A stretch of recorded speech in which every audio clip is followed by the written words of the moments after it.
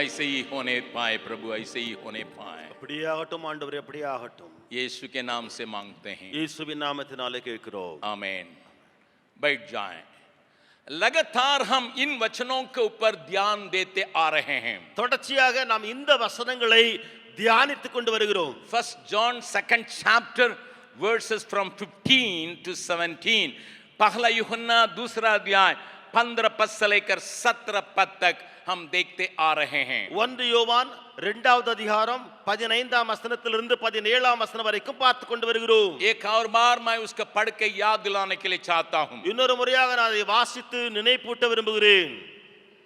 पहला यूहन्ना उसका दूसरा अध्याय का 15वां पद से लेकर 1 யோவான் 2வது அதிகாரம் 15ஆம் வசனத்திலிருந்து, तुम न तो संसार से और न संसार में की वस्तुओं से प्रेम रखो, यदि कोई संसार से प्रेम रखता है तो उसमें पिता का प्रेम नहीं है।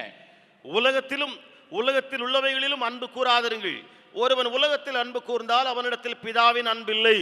16वां पद में हम देखते हैं, 16லே நாம் பார்க்கிறோம், क्योंकि जो कुछ संसार में है अर्थात शरीर की अभिलाषा और आंखों की अभिलाषा और जीविका का घमंड वो पिता की ओर से नहीं परंतु संसार ही की ओर से है।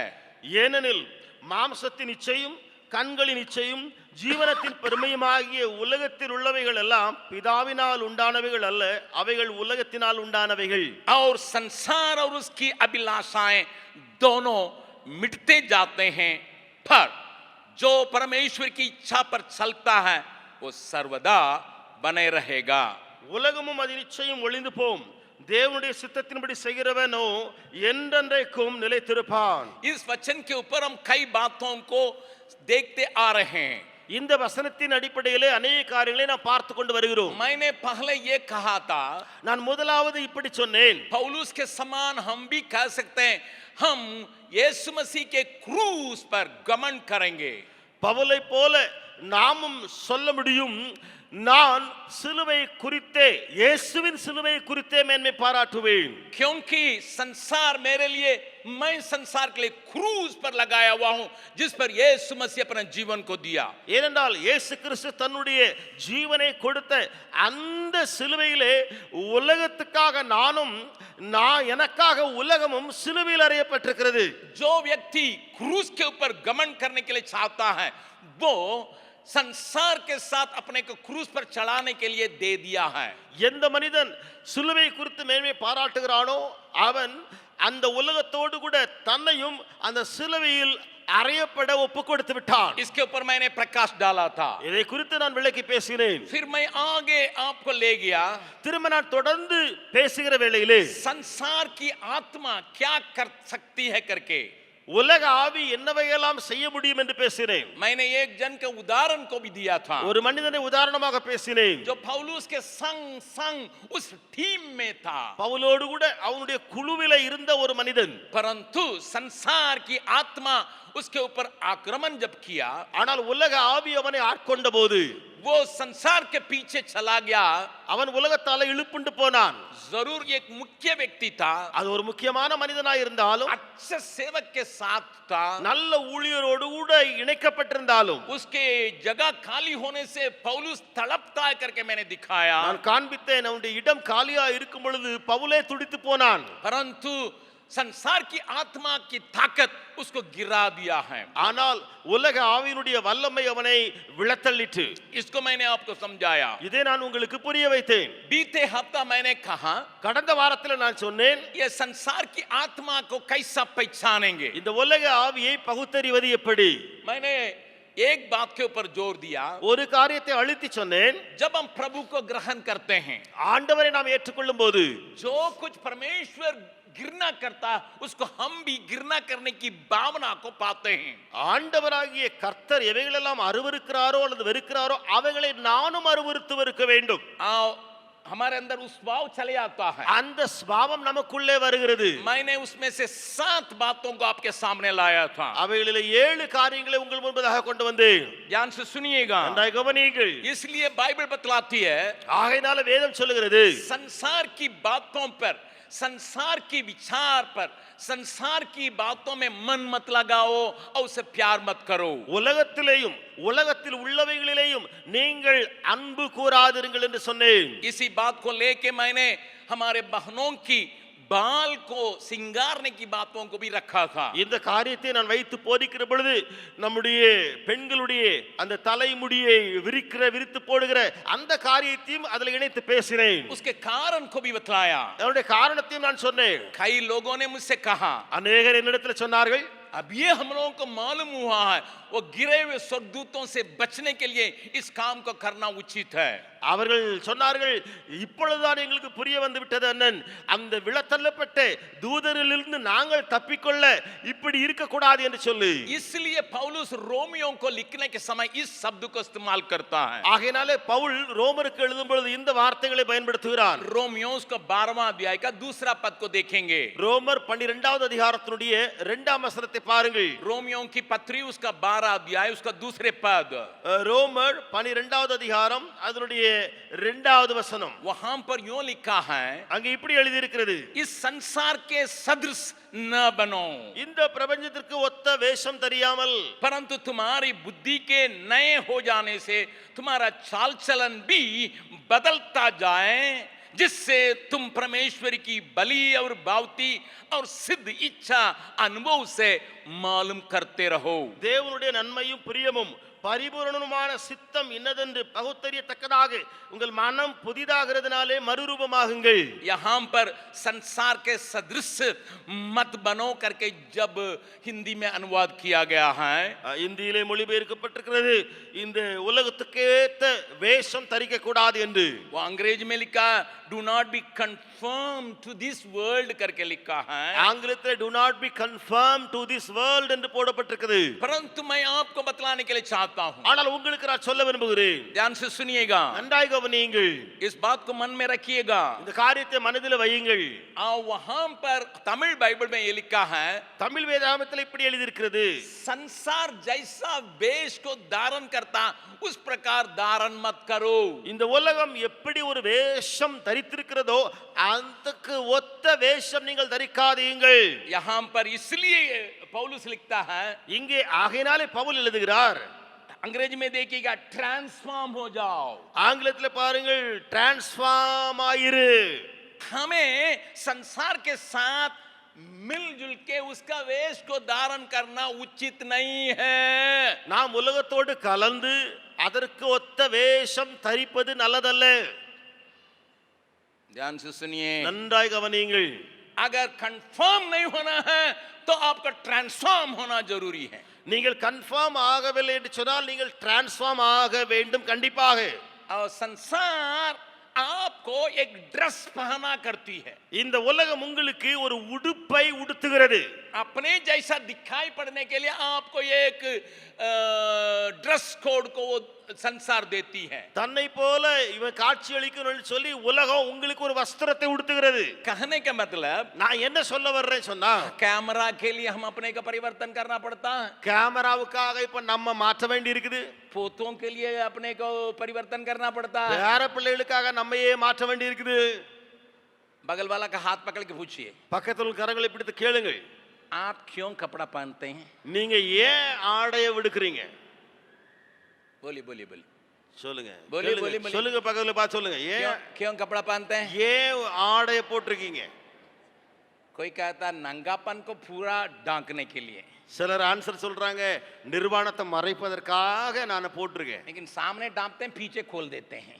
ஆனா முன்னால எல்லாம் மறைச்சிருவாங்க, பின்னால திறந்துருவாங்க. ठीक है, वो तो अच्छी बात है, कपड़ा इसलिए हम पहनते हैं अपना नंगापन को ढकने के. சரி, நல்ல பதில் தான். நம்ம நிர்வாணத்தை மூடுவதற்காக வஸ்திரத்தை போட்டிருக்கோம். दूसरी बात, हम ये ऋतु जो बाहर गर्मी या ये है इसको बचने के लिए, ரெண்டாவது வெளியில ரொம்ப வெப்பம் சூடு அதிலிருந்து இருந்து நம்ம காப்பாற்றப்பட. वो ठीक है. சரி, அதுவும் சரிதான். ठंडा के समय थोड़ा गर्मी कपड़ा गर्म कपड़ा पहनते हैं, குளிர் காலத்துல கொஞ்சம் அந்த ஸ்வெட்டர்லாம் போட்டுருந்தோம் நம்ம.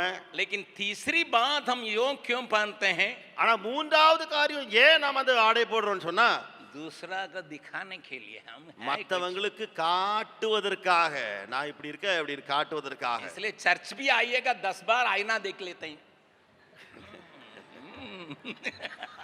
சர்ச்சுக்கு வந்தாலும் 10 முறை கண்ணாடியை முன்ன பின்ன பார்த்துட்டு தான் வருவாங்க. यहाँ परमेश्वर से भेंट होती है कि नहीं? लोगों से तो भेंट होती है ना.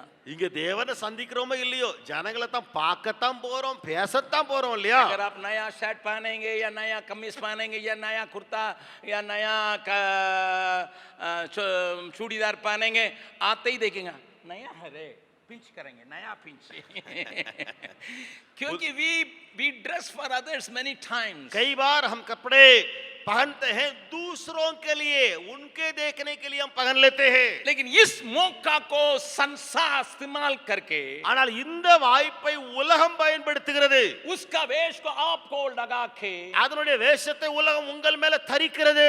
अपना सदस्य बनाने का डर है. அது உங்களுக்கு அப்படியே தன்னை போல வேஷம் தரிப்பதற்கு ஒரு பயம் இருக்கிறது. ध्यान से सुनिए, நன்றாய் கவனியுங்கள்.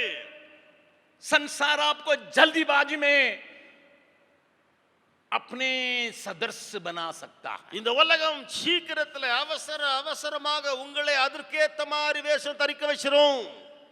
इस प्रकार दुनिया हमें देखती है जरूर. இப்படித்தான் உலகம் நம்மளை பார்க்குது. हमारा क्रिया को देखने के पहले हमारा बाहर के रूप रंग को देखता है. நம்முடைய கிரியைகளை பார்ப்பதற்கு முன்னதாக நம்முடைய வெளியில உள்ள எல்லா ஆடை காரியங்களையும் பார்க்கிறது. हमारी बाहर की क्रिया को देखने के पहले हमारे भीतरी भावनाओं को देखने के पहले, हमारे क्रिया को देखने के पहले हमारे ऊपर की वेश को देखता है. அந்த உலகம் அல்லது மற்றவர்களுடைய உள்ள கிரியைகளோ வெளியில உள்ள கிரியைகளோ பாவனைகளோ அதை பார்ப்பதற்கு முன்பதாக வெளி தோற்றத்தை பார்க்கிறது. हम उनको तृप्त करने के लिए जब कोशिश करते हैं, हम दुनिया की रूप रंग में बदलते हैं. அவர்களை திருப்தியாக்க முயற்சி எடுத்தால் உலகத்தினுடைய அதே கலரை நாமும் போட்டு மாற்றுகிறோம். प्यारों, ध्यान से सुनिएगा. பிரியமானவர்களை கவனித்து கேளுங்கள். दूसरा पद में देखिएगा. இரண்டாம் வசனத்திலே பாருங்கள். रोमियो को 12 का दूसरा. ரோமர் 12:2. अगर तुम सदृश्य बन जाओगे, நீ அப்படி வேஷம் தரித்து விட்டால், ये परमेश्वर की बलि भावती सिद्ध इच्छा के अनुसार नहीं है. இது தேவனுடைய நன்மையும் பிரியமும் பரிபூர்ணமான சித்தத்தின்படி அல்ல. आप अंग्रेजी में देखिए, ஆங்கிலத்தில் பாருங்கள். it is not acceptable unto God. இது தேவனாலே ஏற்றுக்கொள்ளக்கூடிய ஒரு காரியம் அல்ல.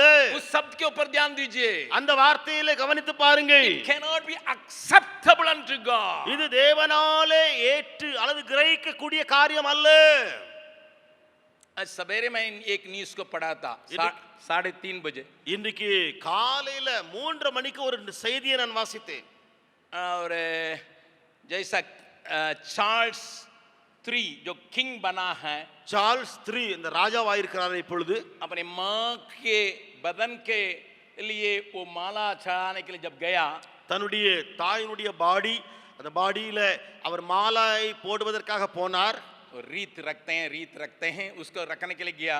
ரீத் சொல்லுவாங்க, அதை வைப்பதற்காக அவர் போனார் அங்கே. और उसका उम्र है अभी 74. அவருடைய வயது இப்பொழுது 74. लेकिन वहां फूट के रो रहे थे. ஆனால் அங்க போன பின்பு அவர் தேம்பி அழுதார்.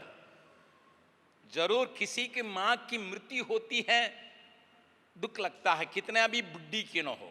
என்னதான் இருக்கட்டுமே, எவ்வளவு வயதான கிளவியான ஒரு தோற்றம் அப்படி இருந்தாலும் தாய் மரிச்சிட்டாங்க சொன்னா அது துக்கமா தான் இருக்கும் பிள்ளைகளுக்கு. 94 उम्र की है, 94 வயது உள்ளவர் அவர். ये 74 उम्र का है. இவருக்கு வயது 74 வயது. अभी राजा बना भी है, ராஜாவும் ஆயிட்டாரு. लेकिन उसके सामने तो वो रो रहा. ஆனால் அந்த அம்மாவுக்கு பாடிக்கு முன்பதாக தேம்பி அழுதார். मैं नहीं जानता हूं क्यों रोए हैं, எனக்கு தெரியாது ஏன் அழுதார் என்று. लेकिन मैंने उल्टा थोड़ा सा सोचा. ஆனால் கொஞ்சம் நான் வேற மாதிரி யோசித்து பார்த்தேன். क्योंकि इसको तो मालूम है मीडिया वाला पीछे सब बातों को फोटो खींच रहा. இவருக்கு நல்லாவே தெரியும் பின்னால இருந்து மீடியாக்காரங்க எல்லாம் போட்டோ எடுத்துட்டு இருக்காங்க சொல்லி. क्योंकि जहां जाता तो पीछे तो कैमरा वाला भी जाते दौड़ रहा था. எங்கெல்லாம் இவர் போவாரோ அங்கெல்லாம் என்ன கேமராக்காரங்க பஞ்சமா போயிட்டே தான் இருப்பாங்க. और उसको पूरा दुनिया को फैला देता है. அதையெல்லாம் உலகத்தாருக்கே உடனே அறிவிக்கிறவங்க அந்த மீடியாக்காரங்க. अगर मैं मां के लिए नहीं रोऊं, दुनिया क्या सोचेगी. நான் தாய்க்காக அளவில்லை என்று சொன்னால் உலகம் என்ன நினைக்கும். इसलिए वो नाटक भी किया होगा. मुझे ஒருவேளை அதுல நாடகமாகவும் அவர் போட்டிருக்கலாம். मैं नहीं कहता हूं कि वो नाटक किया है, எனக்கு தெரியாது, நான் சொல்லல அவர் நாடகம் ஆடினார்னு சொல்லல.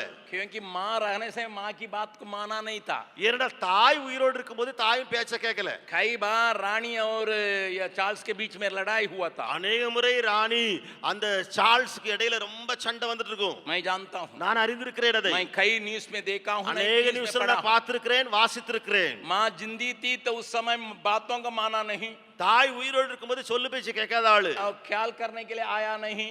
கவனிக்க வராத ஆளு. कोई कोई आप देखे होंगे, சிலரை நீங்க பார்த்திருக்கலாம் உலகத்துல. माँ बाप बुढ़े हो जाते हैं, தாய் தகப்பன் நல்ல வயதாயிட்டாங்கன்னா कैसा है करके भी पूछेगा नहीं, எப்படி இருக்கீங்கன்னு கூட கேட்க மாட்டான் இவன். खाना खिलाएगा नहीं. சாப்பாடு போட மாட்டான் தாய் தகப்பனுக்கு. कोई कोई मारता भी है बुढ़े சில बुढ़े ஆட்களை बुढ़े को. பாத்தீங்கன்னா அடிச்சே போடுற ஆட்கள் இருக்கிறாங்க. इतना मारते हैं कि ताकि वो खाए नहीं. அதாவது அவ்வளவு அடி அடின்னு அடிச்சு போடுறவங்களே இருக்கிறாங்க.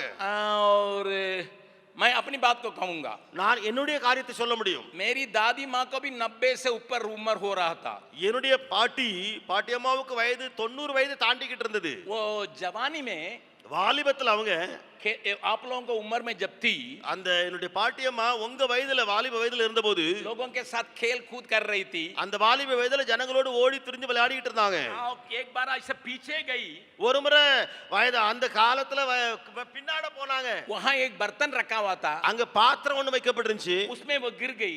அவங்க பாத்திரத்துல அவ விழுந்துட்டாள். हड्डी में दर्द होने के वो चोट लगने की वजह से எலும்புல காயம் உண்டாதனால वो सीधी खड़ी नहीं हो सकी. எலும்புல அடிபட்டதனால நேரா நிக்க முடியல. लेकिन जवानी में तो कैसा कैसा संभाल ली. ஆனால் அந்த வாலிப வயதுல எல்லாம் ஊறி எடுத்து நல்லா எப்படியோ சுகமாயிட்டாங்க. लेकिन जैसा उम्र होते गया, ஆனால் வயது ஆக ஆக वो झुकते गई.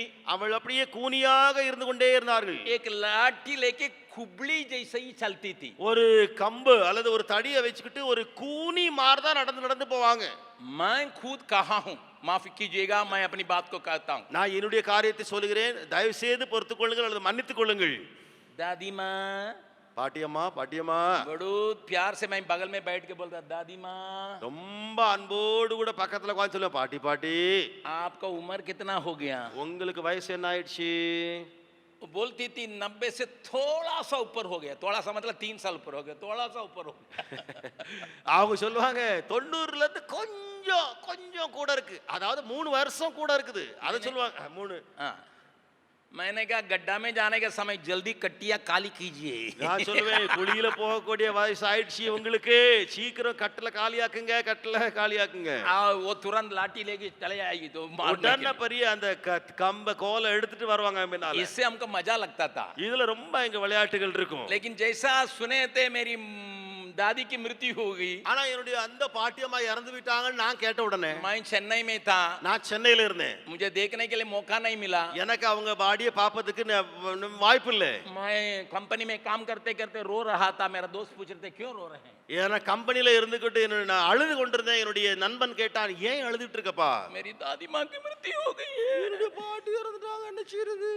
मेरे कान में एक आवाज आ रहा था. என்னுடைய செவியில ஒரு சத்தம் வந்துகிட்டு இருந்தது. तुम्ही ना कहा जल्दी कटिया काली कीजिए. कटिया काली करके जब जा रही है तुमको ताली बजा के पटाखे छोड़ना चाहिए था. நீதானப்பா சொன்ன கட்டல காலி பண்ணுங்க, குழியில போறதுக்கு நேரம் ஆயிடுச்சு சொல்லிட்டு இப்ப கையில் தட்டி சந்தோஷப்படக்கூடிய காலம் இல்ல.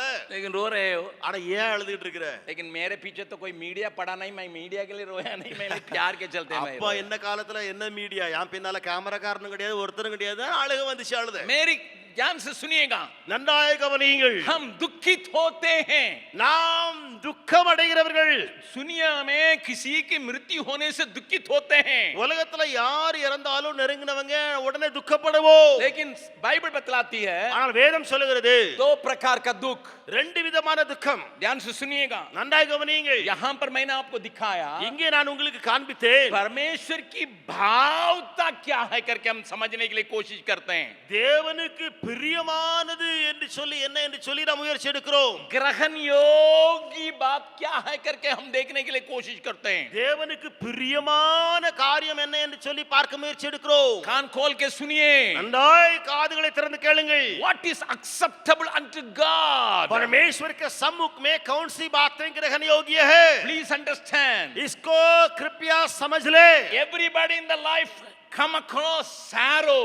हर एक को दुख को सामना करना पड़ता है जीवन में। मेरे साथ खोलिएगा என்னோடு திறவுங்கள் दूसरा कोरिन्थियों, 2 கொரிந்தியர் वहां पर 7वां अध्याय का मेरे साथ खोलिएगा 7ஆம் அதிகாரத்தை என்னோடு திறவுங்கள்। और वहां 10 और 11 पद को हम देखने जा रहे हैं। 10ஆம் 11ஆம் வசனங்களை பார்க்க போகிறோம்। दूसरा कोरिन्थियों उसका 7वां अध्याय 10 और 11 पद को पढ़ने जा रहे हैं। 2 கொரிந்தியர் 7ஆம் அதிகாரம் 10ஆம் 11ஆம் வசனங்களை பார்க்கலாம்। मैं पढ़ रहा हूं। நான் வாசிக்கிறேன்। क्योंकि परमेश्वर भक्ति का शोक ऐसा पश्चाताप उत्पन्न करता है जिसका परिणाम उद्धार है, और फिर उससे पछताना नहीं पड़ता, परंतु संसारी शोक मृत्यु उत्पन्न करता है। தேவனுக்கேற்ற துக்கம் பின்பு மனஸ்தாபப்படுவதற்கு இடமில்லாமல் ரட்சிக்கப்படுவதற்கு ஏதுவான மனம் திரும்புதலை உண்டாக்குகிறது।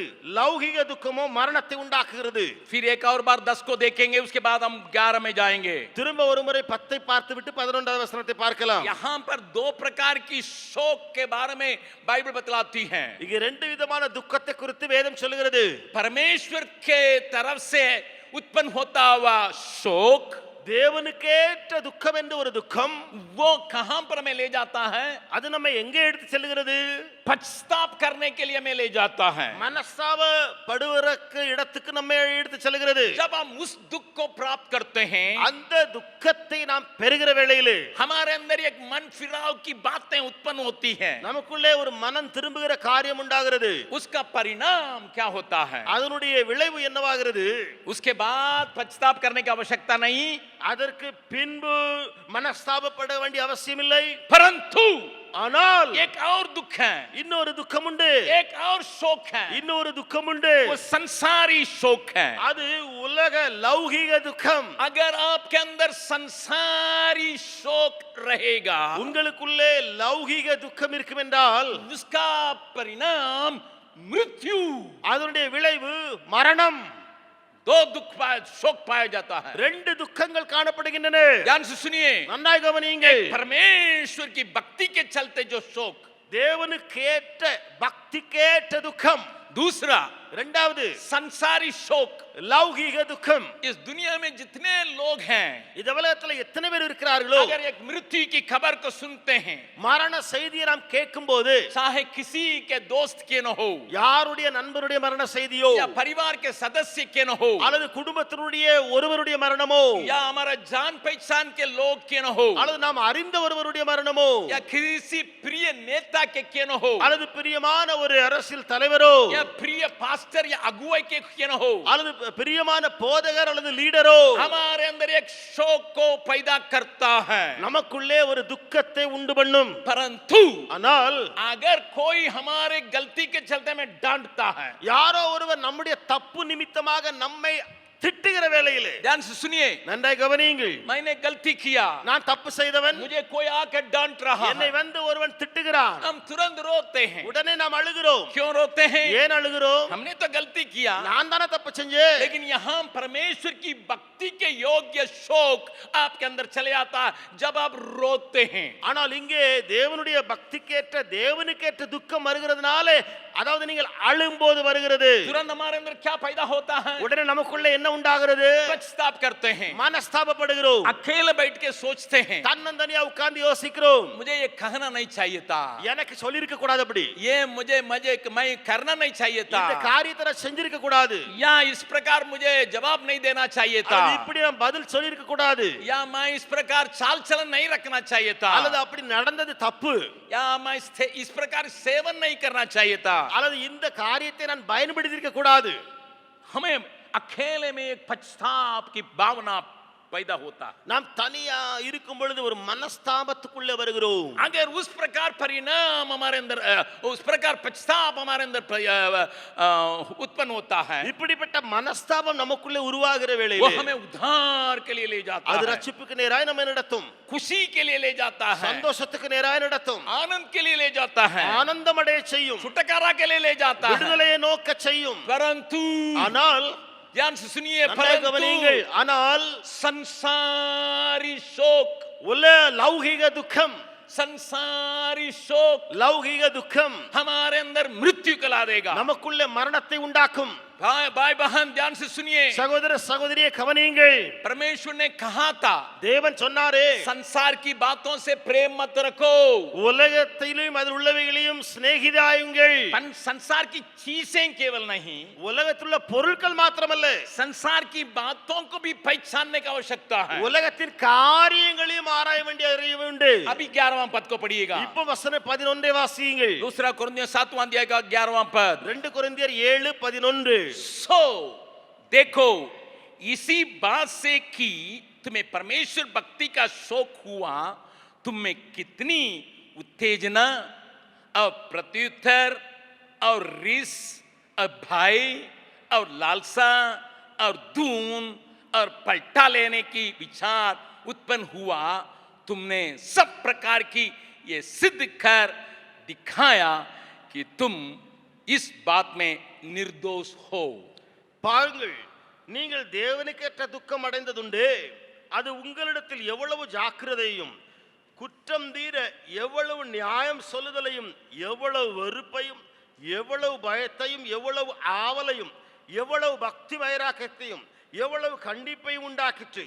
இந்த காரியத்திலே நீங்கள் எல்லா விதத்திலும் உங்களை சுத்தவான்கள் என்று விளங்க பண்ணினீர்கள். प्रभु के नाम की स्तुति महिमा होए। தேவ நாமத்துக்கே மகிமை. परमेश्वर की भक्ति योग्य शौक जो है, தேவனுடைய பக்திக்கு ஏதுவான துக்கம் இருக்கிறதே, हमारे अंदर ये धूम को पैदा करता है, நமக்குள்ளே ஒரு வைராக்கியத்தை உண்டு பண்ணுகிறது. ताकि हम गंदी बातों से अलग रह सकें। இது நிமித்தமாக தப்பான தவறான மோசமான காரியங்களிலிருந்து விலகி நாம் இருப்போம். और हमारा दिल को मुलायम रखता है, நம்முடைய உள்ளத்தை மிருதுவாக்கும் அது. हमारे अंदर भय को हटाता है, நமக்குள்ளே வெறுப்பை நீக்கும் அது. डर को பயத்தை நீக்கும் அது. घृणा को हटाता है, வெறுப்பை நீக்கிவிடும். इसका मतलब இதோட அர்த்தம் என்ன?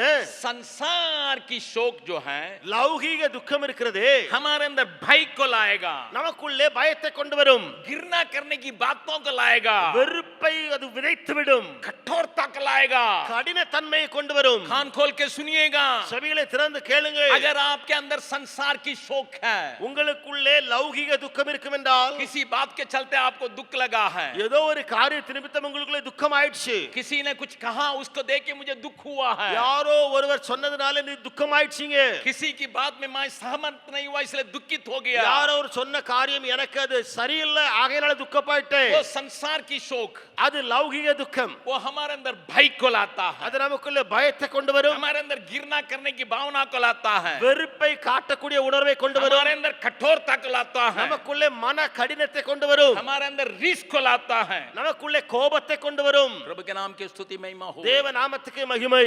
प्रभु आज फिर आपसे बात करता है, இன்றைக்கும் தேவன் உங்களோடு கூட பேசுகிறார். किस प्रकार के शौक को लेके तुम जी रहे हो। நீ இந்த உலகத்துல எந்த துக்கத்தோடு கூட வாழ்ந்து கொண்டிருக்கிறாய்? अगर संसार की शौक को लेकर चलोगे तुम्हारे लिए मृत्यु, லௌகீக துக்கத்தை சுமந்து சென்றால் உனக்காக வைக்கப்பட்டிருக்கிறது மரணம். मृत्यु का मतलब अलग, जुदाई।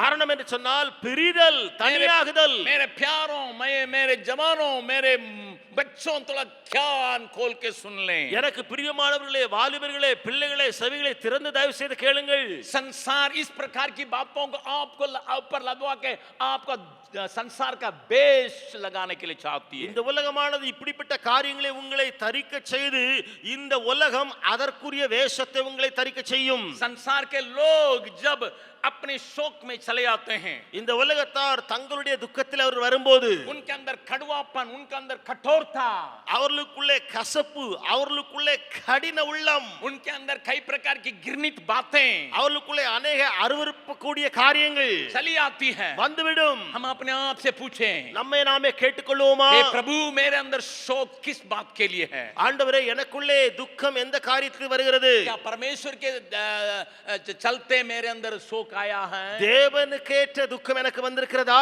अर्थात परमेश्वर के वचन के चलते मेरे अंदर शोक पैदा हुआ हुआ है அதாவது தேவ வசனத்தின் நிமித்தமாக எனக்குள்ளே துக்கம் வந்திருக்கிறதா या संसार की बातों के लेके அல்லது உலகத்தினுடைய காரியங்களின் நிமித்தமாக संसार की तौर तरीका को हम अपनाते नहीं हैं இந்த உலகத்தினுடைய காரியங்களை நாம் ஏற்றுக்கொள்கிறது கிடையாது इसलिए संसार के लोग कुछ न कुछ बोलते हैं ஆகையினால உலகத்தா ஏதாவது ஒண்ணே நம்ம மேல சொல்லிட்டே இருப்பான் संसार के लोग कहेंगे உலகத்தார்கள் சொல்லுவார்கள் बहुत धर्मी हो गया இவன் ரொம்ப தன்னை நீதிமான் ஆக்கிட்டு இருக்கான் போல ये हक से बाहर ये धर्मी हो रहा है இவன் எல்லை மீறி ரொம்ப மிஞ்சின நீதிமான் ஆயிட்டு இருக்கான் போல ये पवित्र पवित्र हो रहा है ரொம்ப பரிசுத்தமான ஆயிட்டு இருக்கான் போல ये संत हो रहा है இவன் ரொம்ப பரிசுத்தமான ஆயிட்டு இருக்கான் दुनिया आपके ऊपर इस प्रकार की बातों को लगा के आपका एक वेश को धारण करने के लिए मौका देगा உலகம் இப்படிப்பட்ட காரியங்களை உங்களை தரிக்க செய்து அதற்கேற்ற வேஷத்தை தரிக்க வைக்கும் लेकिन आज आपको निर्णय करना ஆனா இன்றைக்கு நீங்கள் தீர்மானம் செய்ய வேண்டும் मैं संसार का सदस्य नहीं बनूंगा நான் உலகத்துக்கு ஒத்த வேஷம் தரிக்க மாட்டேன் इस प्रकार की शोक के लिए